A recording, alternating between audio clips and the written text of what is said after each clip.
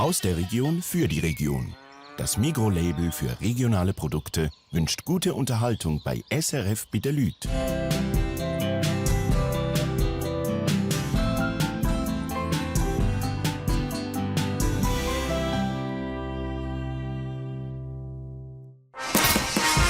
Das Kochen ist eine grosse Leidenschaft von vielen Männern. Das Messer in der Hand zaubert ihnen ein Lachen aufs Gesicht.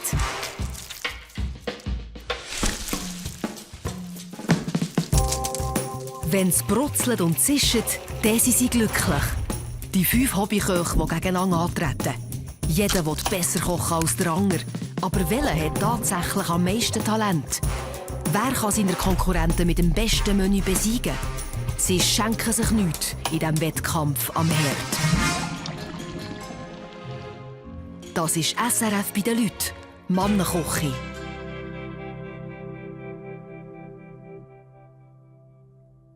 Heute kocht der Stefan JJ Meder.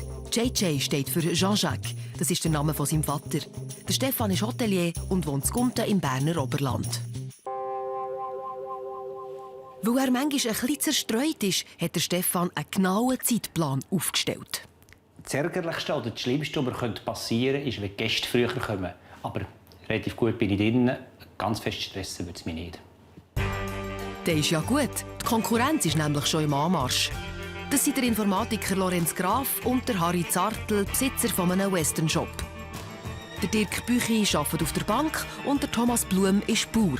Und so viel frische Luft gibt Hunger. Beim Stefan habe ich heute Erwartung, sicher ein guter bisschen Fleisch. Er hat immer ein bisschen von dem geredet. Aber in welche Richtung? Es könnte Richtung Filet gehen. Da sind wir jetzt offen. Mehr weiss ich nicht. Meine Erwartung an heutigen Abend beim Stefan ist ganz klar, dass es etwas mit Fisch gibt. Wir sind hier am Thunersee, dann ist das eigentlich fast selbstverständlich, dass es Fisch gibt. Und zum Dessert ein Berner Meringue. Wenn es kein Berner Meringue gibt, dann wäre ich schon fast ein bisschen enttäuscht. Wie eine Merengue sieht das aber nicht aus. Und der Teig rassig rein. Da war's. Und sofort zurück in den Ofen. Und sofort aus dem Weg. Man könnte fast meinen, der Stefan sei schon nicht mehr ganz so in seinem Zeitplan drin. Ich erwarte vom Stefan ein regionales Menü hier auf dem schönen Thunerseegebiet. Vielleicht auch etwas aus dem See. Ich erwarte vom heutigen Abend mit Stefan etwas Exklusives, weil er aus der Hotelierbranche kommt. Oder auch etwas Alpines, weil wir hier sehr nahe bei den Berner Alpen sind. Fassen wir zusammen. Die Gäste erwarten ein grosses Filet, etwas aus dem See, unbedingt eine Merengue, etwas Alpines und all das mit einem exklusiven Touch. Ja.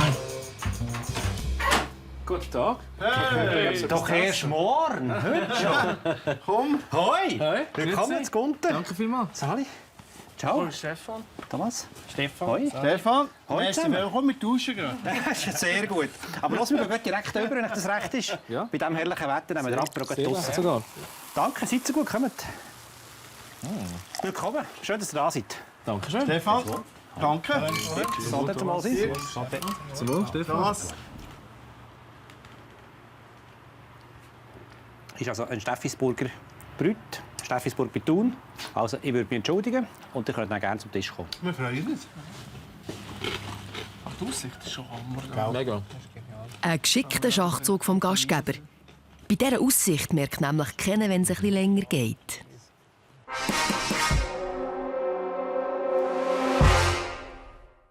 Aber im Normalfall lässt der Stefan seine Gäste nicht warten. Guten Tag, gut geschlafen, sehr gut, danke. Ja. Ich wünsche eine gute Heimreise. Merci, dass Sie bei uns waren. Danke vielmals, merci. Sonst kämen die nämlich nicht so gerne in sein Hotel, das er vor ein paar Jahren mit seiner Familie und Freunden zusammen gekauft hat. Seither ist er Hoteldirektor zu Interlaken. Morgen miteinander. 4. Stock, gell? Ja. Heute muss ein Hotelzimmer neu eingerichtet werden. Cool. Sensationell, hey. Cool. Der Chef will jedes Detail persönlich absegnen, egal ob Küsse oder Kuh. Also hier gefällt es mir noch gar nicht. Das muss sicher weg. Und dann die Kühe könnten wir doch auf das Gestell rauf tun. Da habe ich nämlich extra eine bekommen. Und da hat es sogar noch Kühe, die ich als Kind mitgespielt habe. Aber die möchte ich oben hin tun, dass sie nicht geklaut werden. Dann sieht das auch viel besser aus. Das hier gefällt mir schambar, aber ich finde, es ist ein bisschen klein für über das Bett. Das könnten wir vielleicht in die Dinge nehmen. Kannst du es mal hinhaben, bitte? Ja. Du musst etwa eine Handbreite in die Mitte abnehmen. Das ist gar nicht so schlimm. Wenn es an der Front stimmt, dann zieht er sich ins Chefbüro zurück. Darf ich noch ein Espresso haben, bitte? Danke. Ich bin ein relativ fordernder Chef. Ich kann aber auch sehr gerne lustig sein. Wir sind auf eine gute Art immer wieder sehr familiär zusammen. So ist das ganze Team. Also, ich arbeite gerne mit Leuten zusammen, die Freude haben an dem, was sie machen. Danke. Bitte schön.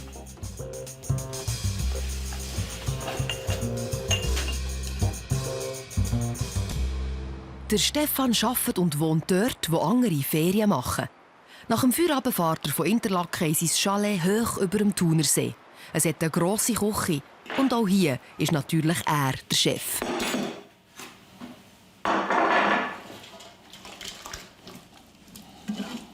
Ich mache hier einen Taterkuchen. Das ist eine Spezialität, die meine Großmutter gemacht hat. Speziell auch zu Weihnachten. Dann nimmst du Boskop oder einfach Knöpfel, machst ein Mousse damit, Weinbeere rein, Zimt und Zucker, verteilst sie auf den Kuchen. Und als nächstes kommt jetzt ein Kuchenteiggitter drauf und dann ab in den Ofen. Ich habe heute Abend meine Nachbarin und den Nachbar eingeladen, beide Single. Wir tun so zweimal im Monat so Singles nachmachen, gegenseitig kochen einander und haben so einen gemütlichen Abend. Heute kommen die zwei zu mir zum Nacht.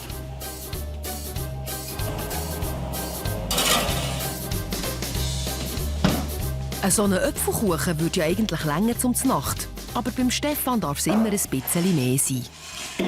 Es ist nicht unbedingt, dass ich gerne aufwendig koche. Ich bin eigentlich einer, der noch relativ gerne effizient kocht, weil ich meistens so ein bisschen unter Zeitdruck stehe.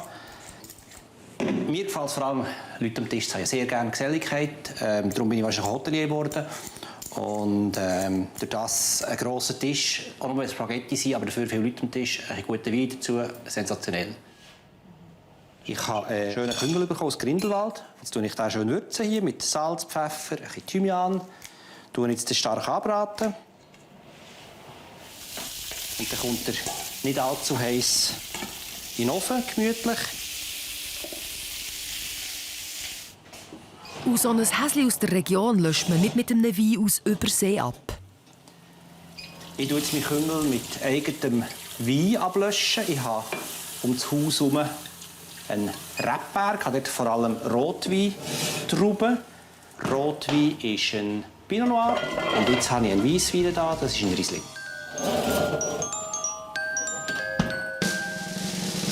Hallo Stefan. Stefan. Carla. Das ist Carla, Tochter von Stefan. Er ist geschieden und seine 2 Kinder leben seit 4 Jahren bei ihm. Ob Tochter oder Gäste, wer beim Stefan am Tisch hockt, steht zufrieden wieder auf. Ich habe noch nie etwas Schlechtes gegessen beim Stefan, wirklich nicht. Und das Tolle finde ich, wenn wir so zusammen sind und über das Essen reden oder kochen, jeder hat so seine eigene Art zum Kochen. Wirklich? Oh, oh. Was hast du für Äpfel genommen? Boskop. Der neue Tag fängt so an, wie der Alt aufgehört hat. Mit Essen. Der Stefan geht für die Tafelrunde einkaufen. Im kleinen Lädeli in der Region. Er hat nicht gerne Massenware. Ihm kommt nur die beste Qualität in die Pfanne. Das Rapsöl. Wow, das Verjus. Das ist schon etwas ganz Spezielles. Das finde ich eben cool in diesem Laden. Ich tue gerne so in solchen Läden einkaufen, die spezielle Produkte haben. Und dann kaufe ich auch das gerechte Wein. Ich kaufe eher spontan ein und sehe irgendetwas. Und so komme ich dann auch zu verschiedensten Produkten, die ich dann daheim einsetzen kann und ein bisschen Abwechslung in die Küche bringen.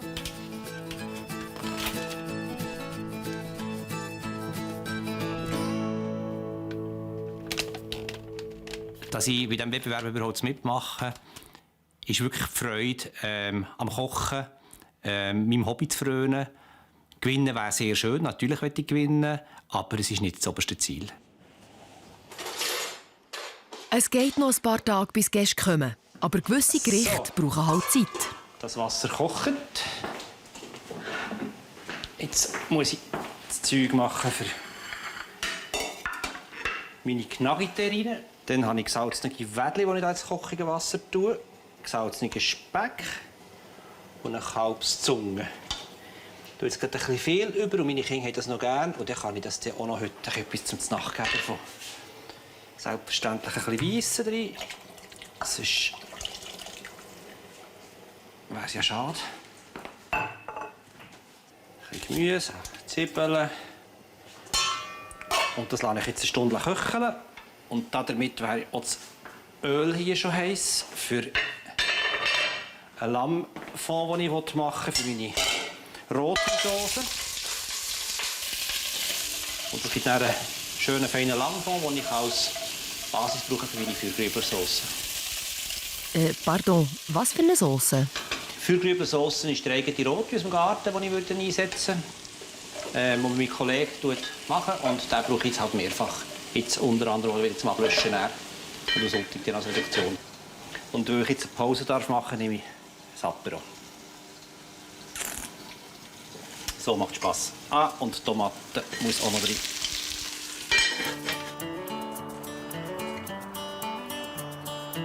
Während das eine köchelt, kann das andere trocknen. Der Stefan ist ein effizienter Hausmann. Und es gibt bei Gast wüstere Trocknungsräume als der hier.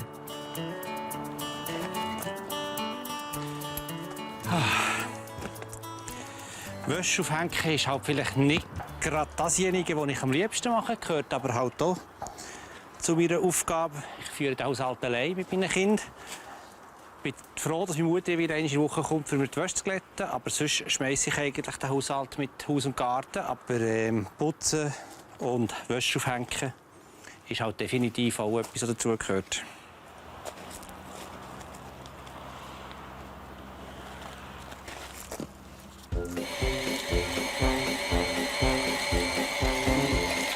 Schon wieder Fleisch. Nach dem Gnaggi in der Terrine und dem Lamm im Fond gibt es jetzt tatsächlich noch Gehacktes. Jetzt geht es um die Wurst. Es bleibt also Währschaft. Gut, wenn man schon so eine antike Wurstmaschine daheim hat, dann muss man sie auch amortisieren. So.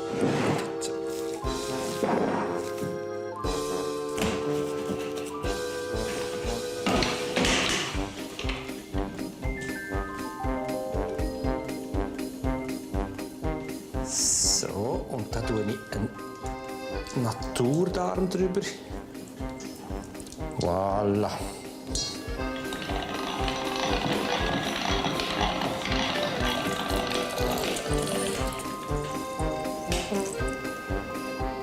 Der Stefan macht sich richtig viel Bütze. Vielleicht bringt ihm das der Sieg in der Mannenküche. Nachdem ich ja jetzt der Dritte bin, muss ich sagen, die Messlatte ist hoch gesetzt worden. Speziell, wenn ich an letzten Sonntag denke. Die Messlatte ist hoch.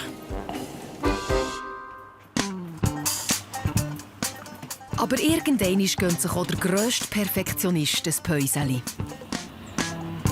Das ist etwas, was ich wirklich gerne mache. Ist für mich auch sehr gut, um so ein bisschen den Kopf zu lüften. Das mache ich wirklich einmal in der Woche mit dem Bike um den See herum. Eher so in der Flachlandbiker, nicht unbedingt zu fest in die Höhe. Das Ziel ist aber nach wie vor, mit dem Velo in Tessin zu gehen diesen Sommer. Sonst bin ich aber nicht sonderlich sportlich, das muss ich ehrlicherweise auch zugeben. Sogar die Fingerakrobatik überlässt er lieber den anderen. Ja, das ist noch ganz gäbig, dass ich im Hotel auch ein bisschen Wellness habe und eine Coiffeuse habe, wo mir auch so eine Art wie eine Freundin ist. Nicht zu fest? Nein, das ist sehr angenehm, wie immer. Und meistens am Freitag gar nicht zu so eine Haarwaschen, eine Kopfhautmassage. Das kann man innerhalb von 10 Minuten völlig oben abholen. Ich habe das Gefühl, dass ich eine gewisse Eitelkeit habe. Ganz sicher, ich lege Wert auf ein gepflegtes Aussehen. Ich denke, es ist beruflich notwendig, aber auch sonst, je älter du wirst, hast du natürlich umso mehr die Fältchen und die Sachen, die da kommen. Aber ich habe nicht unbedingt das Problem mit dem Älterwerden. Ja, das sind langsam Formen, das ist gut. Hey, sieht doch besser aus als nach der Velofrisur. Ja, das stimmt. Gebe dir ja recht. Wie immer.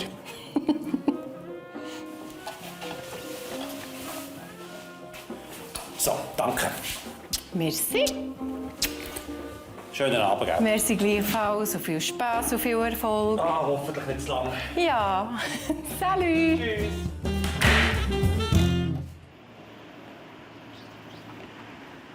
Der Stefan kauft zwar am liebsten in seiner Gegend ein, aber manchmal zieht er ihn doch in die Stadt. Am Tag vor der Tafelrunde geht er zusammen mit seiner Tochter Carla zu Bern auf den Merit. Hier suchen sie das frischeste Gemüse und die saftigsten Früchte.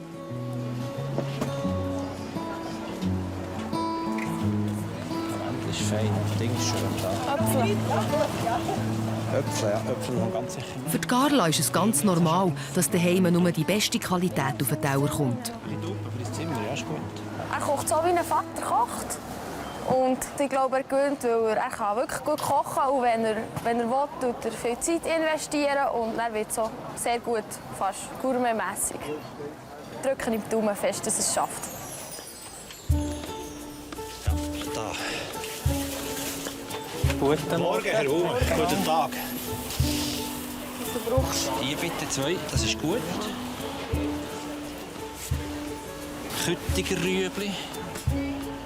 Warte, bis er den Sack bringt. 2-mal. Nimm von der roten. Von der Das ist roten, schön. welche? Die. Die da, ja. Schauen wir sie alle zusammen. Kann man dir helfen? Gut. Dann haben wir es, glaube ich, ungefähr. Was ist noch Äpfel? Äpfel wollen Sie noch? Entweder süß oder entweder ein bisschen säuerlich. Sag du, ich kenne mich bei Äpfeln nicht aus. Ja, aber lieber süß oder säuerlich? Süße. Oder so halb-halb? Halb. Das ist das Beste. Ein Kilo. Ein Kilo, gern. Wir gehen jetzt Adriano Seis trinken dafür.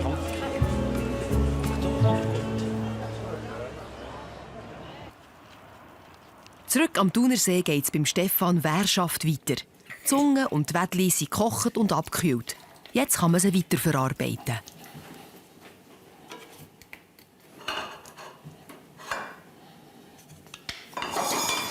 Ich muss da ein bisschen besser Platz machen. Das ist nicht gäbig zum Arbeiten so. Jetzt muss ich wieder ein bisschen vorwärts machen. Selbstverständlich eigenen Wein. Man weiss nicht genau, was es werden soll. Hauptsache, es verdampft schön. Ich würde auch wieder einmal raussehen. Ah, super. Und dann hat mir der Nachbar aus dem eigenen Garten Zitronen geschenkt. So habe ich Guntener Zitronenjus Trita unserem mediterranen Klima sei Dank. Dann tue ich Dörraprikosen rein und zu dann ist das für morgen eines der verschiedenen Komponenten des Desserts. Ein Dessert also, da hätte man auch selber drauf kommen. Schliesslich ist es ja die einzige Pfanne, wo kein Fleisch drin ist. Und was gibt denn das hier? Das ist Speck, den ich durch den Fleischwolf, Gräubis ist auf Berndeutsch, habe früher beim Metzger gemacht. Ich habe jetzt Zwiebeln, Knoblauch, Pfeffer, Salz drin da. Und so wie die Deutschen, eben typisch, gibt es das dann zum Brot anstelle von Anken oder Öl. Ich habe das Gefühl, so wie ich es bis jetzt erlebt habe, dass das sicher gut ankommt, aber es ist eine Frage der Menge. Selbstverständlich darf man nicht zu viel nehmen, sonst ist es viel zu schwer und dann saufen wir viel zu viel Whisky am Schluss. Was der Stefan nicht weiss, seine Konkurrenten erwarten ganz andere Gerichte von ihm. Filet oder Fisch, aber keine Wurst und schon gar keine Zunge. Es ist noch schwierig zu einschätzen, was die anderen von mir erwarten. Sie wissen, dass ich eine gewisse Affinität zur Gastronomie und Hotellerie habe durch meinen Beruf. Ich habe das Gefühl, die schätzen mich viel zu hoch ein. Ich habe das Gefühl, da kommen irgendwie Bockwürste und weiss nicht was für eine hoch gekrönte Küche. Und das ist nicht ganz mein Wesen. Aber excuse, so eine Terrine ist mehr Bocuse als Hausmannenküche. Aber viel wichtiger ist für Stefan, dass sie hier daheim ist. Das ist ein Ausdruck zu meiner Liebe zum Berner Oberland, zur Umgebung, in der ich hier wohne. Und vielleicht auch eine gewisse Hommage an Traditionen, die ich in der Familie kennengelernt habe. Traditionell sieht es tatsächlich aus. Die Frage ist nur, ob die Gäste die traditionelle Seite von Stefan schätzen.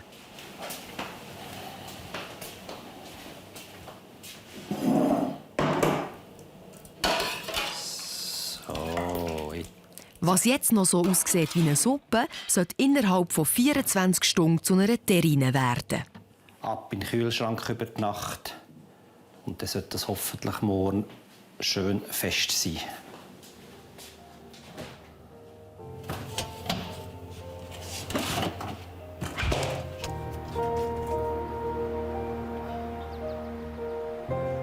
Noch einmal die eigenen Wädchen schonen, bevor es morgen richtig viel zu tun gibt. Der Stefan genießt die letzten ruhigen Stunden vor seiner Tafelrunde.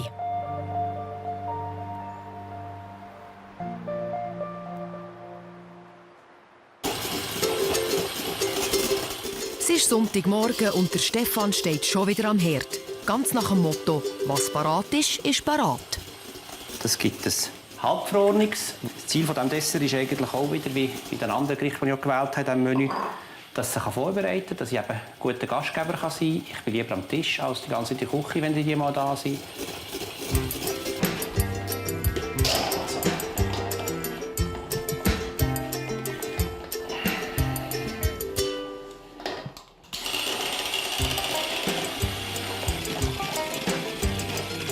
Jetzt muss ich den Whisky endlich drin tun. Der Whisky ist aber importiert, oder? Der Whisky ist mehr regional, das darf ich jetzt wirklich behaupten. Wir haben in Interlaken eine Brauerei und die machen seit ein paar Jahren. Ein Whisky ist hervorragend zum Trinken, aber auch zum Kochen. Sorry. Der Whisky gefriert und die Zwiebeln schwitzen. Das gibt Suppe mit viel Gemüse. Und ein bisschen Fleischgau. Jetzt kann ich wieder auf Gas zurück und das Lamm voressen drin tun. Lamm voressen? Judi hui! Endlich gibt's Fleisch. Und das schwimmt tatsächlich im Wein aus dem eigenen Garten.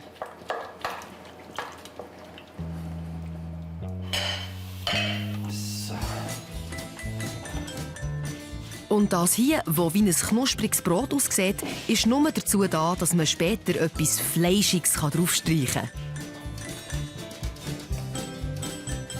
Jetzt mache ich noch das Dessert, den Sauerkabiskuchen. Nochmal ein Dessert? Es hat doch schon 2.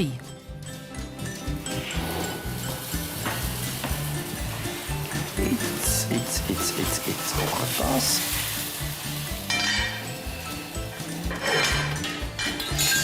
Weniger heiß.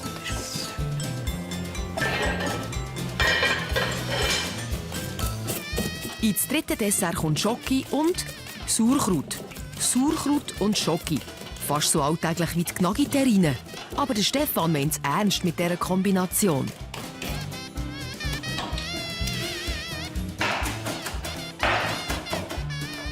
Dem sagen wir im Bernbiet Surkabis. Und das ist effektiv ein Surkabiskuchen, den ich heute mache, meinen Kollegen. Ein Berner haben wir ja am Tisch, aber die anderen bin ich gespannt, ob sie Surkabis, Sauerkraut oder was immer sagen. Aber eigentlich ist immer das Gleiche. 3 Gänge muss er servieren, aber man könnte meinen, er will mindestens 10 auftischen. Hauptsache, er behaltet den Überblick. Jetzt kommt es darauf an.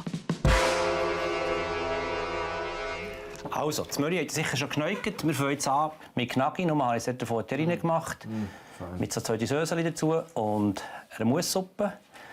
Wir gehen auch weiter. Im Hauptgang gibt es ein Emmentaler Lammvoressen. Das ist das typische Voressen mit ein bisschen Safran drin.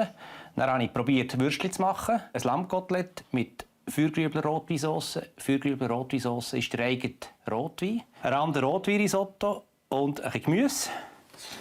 Und zum Dessert Ruggenwhisky, halbgefrorenes. Den Ruggenwhisky können wir ja sehr gut trinken. Das ist auch etwas Regionales, sensationell. Ein Dörr-Aprikosenkompott und ein Sauerkabis-Schokokuchen. Da bin ich gespannt, was ihr wollt. Die Kombination von Sauerkabis mit Sauerkrautverzüger. Ja, danke vielmals. Das so viel habe ich noch erahnen. Schokolade kombiniert. Dirk, Grossartig. das war nichts mit Berner Merenke. Bist du jetzt enttäuscht? Die Merengue interessiert niemand mehr. Es hat viel spannendere Sachen auf dem Tisch. Gräubi zum Beispiel, der selber gemachte Schmalz, den man aufs Brot streicht. Aber vielleicht nicht zu viel davon essen. Es könnte ja sein, dass noch etwas auf den Tisch kommt nachher. Sehr fein. Fein. Zum Beispiel die Vorspeise. Gnaggi-Terrine mit Senfschaum und Musssuppe.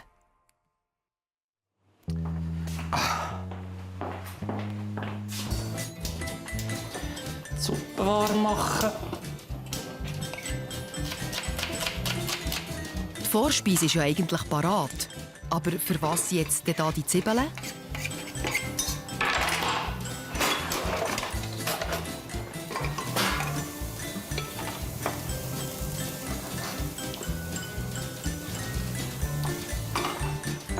Also einmal Suppe, Zwiebeln und warum noch einmal eine Pfanne?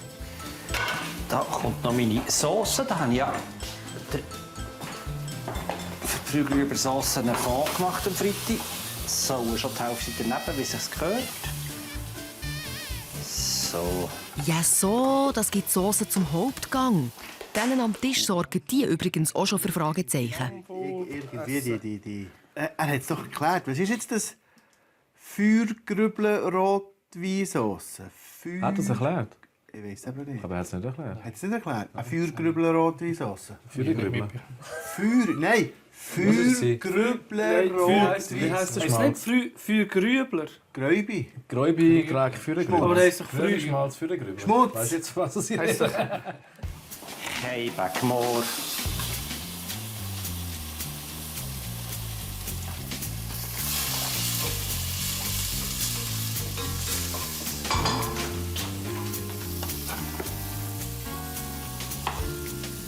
Das sieht nach Rande aus.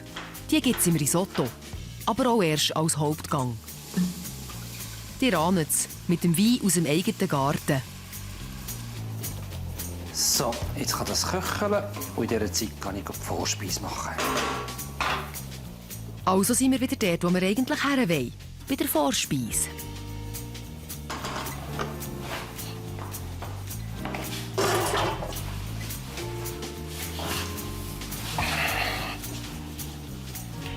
Brand überall. So, jetzt mache ich schnell ein Senfsöseli.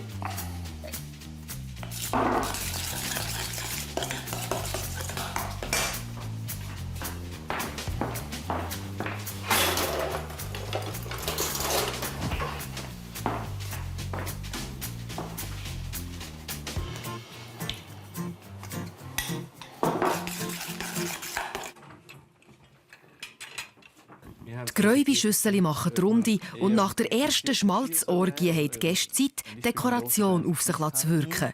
Die ist nämlich nicht weniger opulent als das Menü. Absolut zu viel. Also ich fühle mich da richtig bedrängt für die Deko. Extremo. Ja, okay. Also ich bräuchte jetzt da mehr Luft. Extremo. Also, aber hier passt das extrem gut dazu.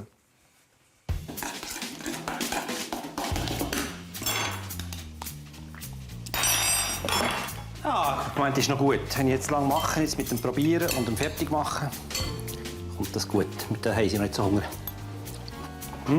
Aber das ist noch nicht gut. Wenn man so viele verschiedene Sachen in einem Gang serviert, dann geht es halt ein Zeitchen, bis alles abgeschmeckt ist.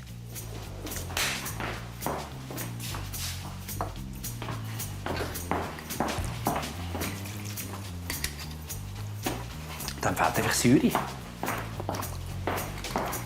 So.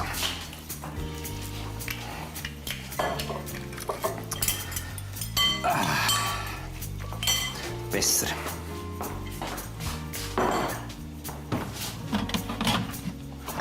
Jetzt tue ich da. Schon das Ei aus. Das Essen vermisst bis jetzt noch niemand. Ich habe dort den Kräuter. Was ist das, ein Kräuter?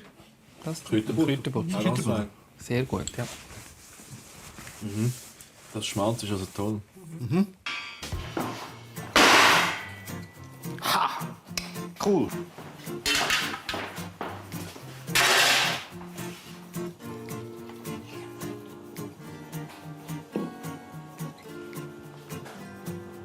Jetzt geht's aber tiefig.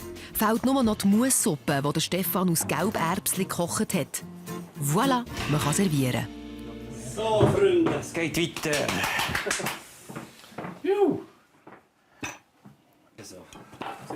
Du, Stefan, Ja, wieso schwitzt du so? das ist warme Küche. Wow. Ich wünsche Ihnen einen guten. Danke, danke. Soll ich noch Brot abschneiden? Warte, ich hätte kein Brot mehr. Aber für heute Abend, Gottes Willen. Vorspeise hat mich sehr überrascht. Das war wirklich eine sehr tolle Vorspeise. Gnaggi-Terrine, die mich so ein bisschen an den Presskopf erinnert hat, den ich auch sonst gerne habe, mal zwischendurch, war wirklich fein. Also der Gnaggi-Terrine bin ich sehr skeptisch, weil Gnaggi, bin nicht so Freund von Gnaggi. Herrlich. Und du aussehen wie ein Presskopf, wie ich es kenne, bin ich auch nicht so Freund. Aber es war wirklich fein, doch, muss ich sagen. Gut, ja. Die Suppe hat von mir aus gesehen ein bisschen dicker können sein. Es war recht flüssig, aber fein. Du hast da noch ein bisschen Safran am Stirn. Ja, kann man gut vorstellen. Weiter oben. Noch weiter oben? Ja. Nein, es ist... Gang da mal auf die linke Seite. Noch weiter oben. In die Ratsherrenecke. Gut. Also, das wäre in dem Fall nicht der Safran, sondern die Rande. Den ich vorhin übertan habe. Die gehören zum Hauptgang. Es gibt Lammvariationen mit Feuergrüblersauce, Randenrisotto und Gemüse.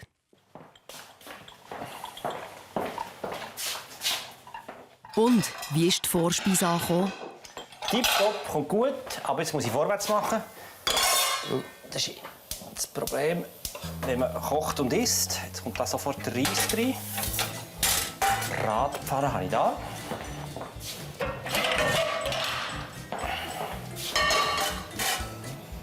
Söseli da. Gemüse müssen wir dann noch machen. Jetzt kann ich die Kühle tun. Der Armin, nein, das glaube ich ja nicht. Der Lorenz nimmt seinen Juryjob ernst. Dein Ding steht da drin.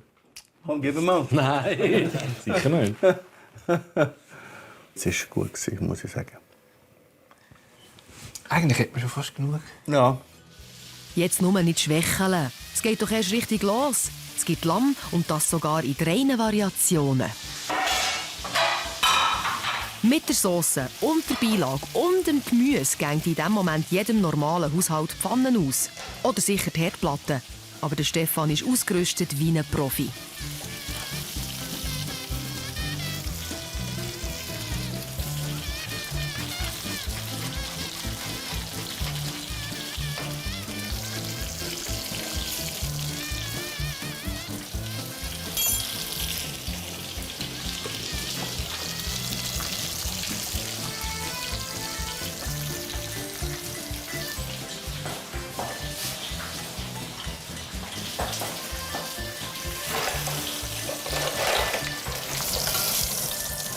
Die Lammkoteletts sind parat und machen Platz für die selber gemachten Lammwürste.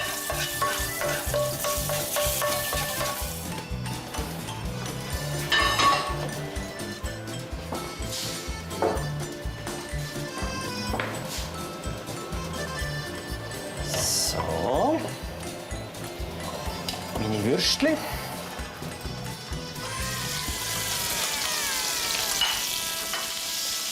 Gut, dann gehe ich mit dem Hauptgang, den ich habe. Da. Ich will schnell anstoßen, weil die lieber rote haben und ich brauche gerne einen Schluck, für fertig zu kochen. Also. Sonst kommt die rote Sauce Es geht noch nicht. Stefan, der wollte uns Zeit verkürzen. Ja, Zeit müssen wir Darum Magnumflasche. Oh, jetzt, das ist natürlich clever. Das ist clever. Ein roter Wein aus Säftigen. Säftigen ist ebenfalls aus der Region, dieser Seite von Thun. Also, bis demnächst. Ja, ich glaube, das passt. Der Rotwein, den er serviert hat, sehr begeistert. Also ich finde es toll, dass er einen regionalen Wein aufgetischt hat. Das Timing hat mir noch gut gedacht. Er hat es so gut überbrückt mit kleinen Sachen, die zwischen ihnen kamen, wo man gar nicht gemerkt hat, dass er wieder gehen muss. Er hat es wirklich geschickt gelöst, dass man das nicht merkt, dass er auch bei uns muss hocken und dann gleichzeitig wieder kochen sollte. Die Leute haben Freude und sie haben gemerkt, dass ich es gemacht habe, für ein bisschen Zeit zu schinden. Aber ein Risotto braucht halt Zeit, dass er gut wird und meine Würstchen auch. Das Gemüse ist auch kurz und warm und so langsam gefällt es mir wieder, weil ich so kochen kann, wie ich es eben gerne mache. Rationell. Die Würstchen sehen sensationell aus.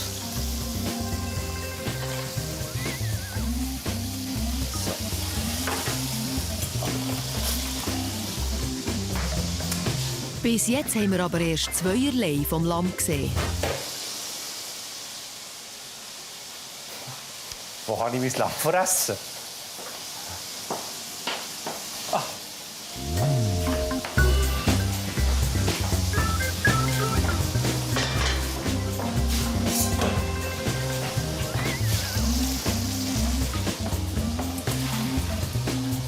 Der Stefan kocht nach dem Motto «Liefern statt lavern». Jetzt, was pressiert, geht man ihm am besten aus dem Weg. Geschmacklich und.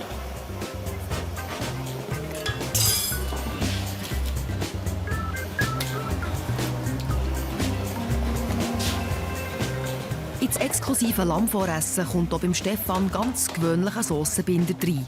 Und nicht zu wenig.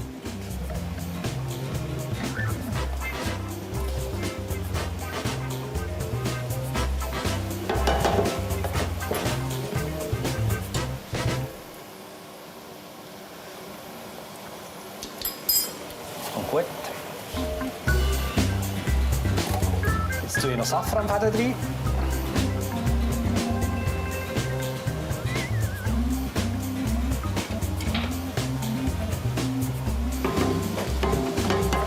Ich bin richtig zufrieden.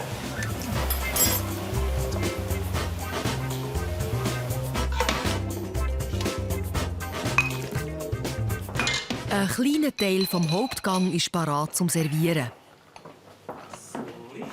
Yeah. Ein nächstes Glüsterli. Aber da hat der Deckel noch drauf, gell? Dass es schön warm bleibt, bitte. Was ist jetzt das? Das wäre jetzt Voressen.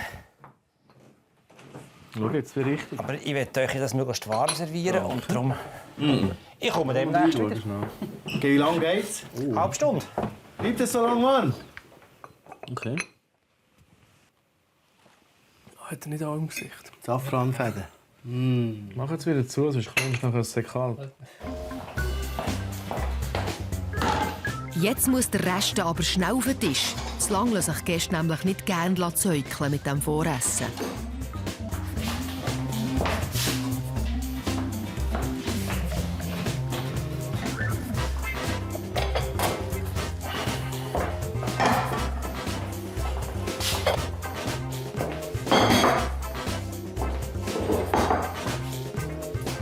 So, jetzt müssen wir aber da schon langsam ein bisschen... Wir können uns nicht so ein Töpfchen vorsetzen und dann geht es noch mal eine halbe Stunde. Wir dürfen es nicht mal aufmachen. Schessen wir mal raus. Ja, mach das Brot drin dunkel. Genau. Ah, ich glaube, es geht los. Jetzt haben die Würstchen. So, Du hast gut gewesen, tipptopp, mein Mann. Wunderbar. Ah. Schau, jetzt kommt die Wurst. Hui, hui, hui. Voilà. Aha, mit dem Hübli. Ja, das gehört eben dazu. Yes. Für das wird nur noch kälter. Ein guter. Ein guter. Danke, gleichfalls. Pardon. Alles klar. Aber da hat es jetzt Safranfäden drin. Da hat Safranfäden drin. Definitiv. Also der Hauptgang war recht reichhaltig. Also Lamm. Von diesen Lammgerichten war jedes einzelne gut gewesen. Sehr gut sogar. Aber mir denke, es ist schade, dass man die zusammenmischt. Es war schon ein bisschen viel Lamm. Also es war recht bäm. Ich denke, dort hätte eine Komponente oder etwas von diesen 3 Sachen hätte man weglassen können. Die selber gemachte Lammwurst, die war sehr fein. Das war für mich von diesen 3 Lammkomponenten absolutes Highlight. Also ich hätte gut damit leben können, wenn es nur Lammwurst gegeben hätte, dafür ein bisschen grössere. Wie geht es dem Gastgeber nach dieser Lammschlacht? Oh. Ja, ich bin zufrieden. Es macht Spass, mit diesen Kollegen zu essen, auch wenn es Konkurrenten sind. Sie sind lustige Siechen, auf Bernisch gesagt. Und, ich bin eigentlich mit dem Menü recht zufrieden. Der Risotto, ja. Aber unter den Umständen bin ich heute gekocht, zufrieden. Fehlen noch Whisky halbgefrorenes durch Aprikosenkompott und Sauerkraut-Schokokuchen. Das ist eigentlich alles schon fix fertig vorbereitet. Jetzt die Aprikosen. Dann das Küchli.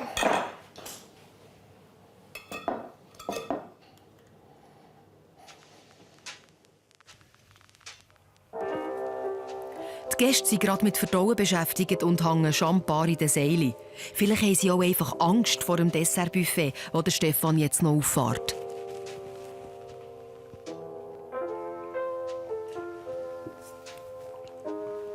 Ja.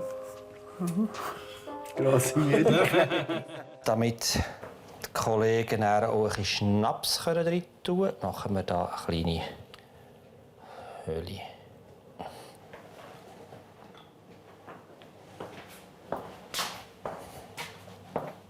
Schau jetzt.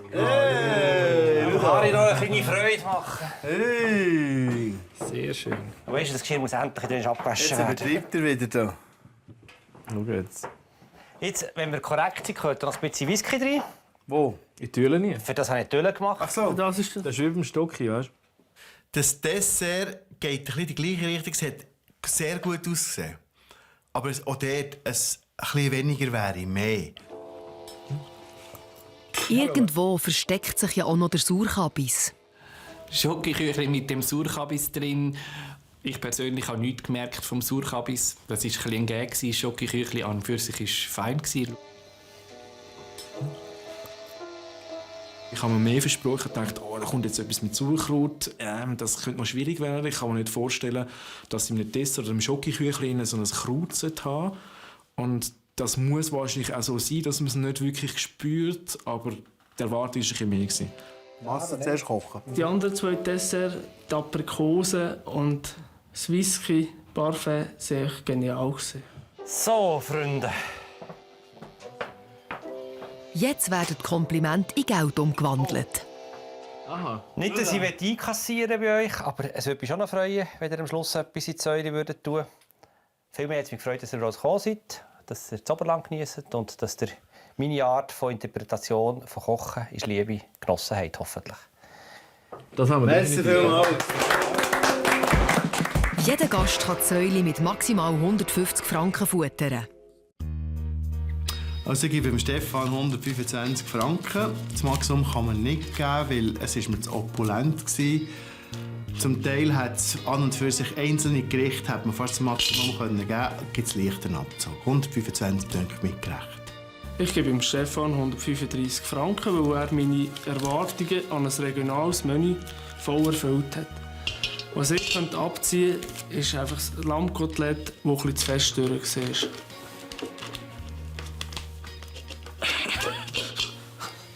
Ich gebe dem Stefan 100 Franken. Die Highlights für mich sind ganz klar die Muessuppe und das Halbgefrorene vom Whisky. Weniger gut habe ich gefunden, dass es so viele verschiedene Geschmäcker hatte. Weniger ist mehr, das ist ein bisschen das Motto für mich vom heutigen Abend. Ich hatte einen sehr lässigen Abend, habe doch ein paar Kritikpunkte, die ich anbringen muss, aber es ist wirklich auf die Nuancen betrachtet. Darum gebe ich dem Stefan 120 Franken.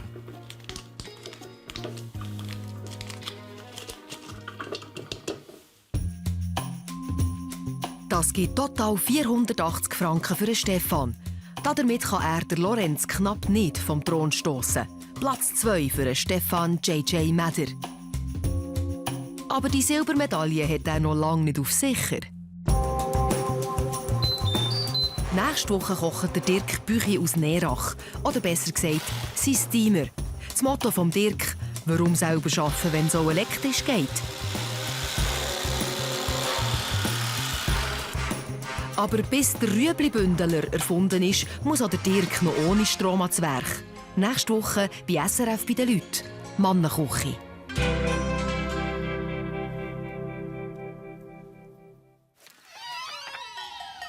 Sie sahen SRF bei den Leuten mit aus der Region für die Region. Das Migros-Label für regionale Produkte.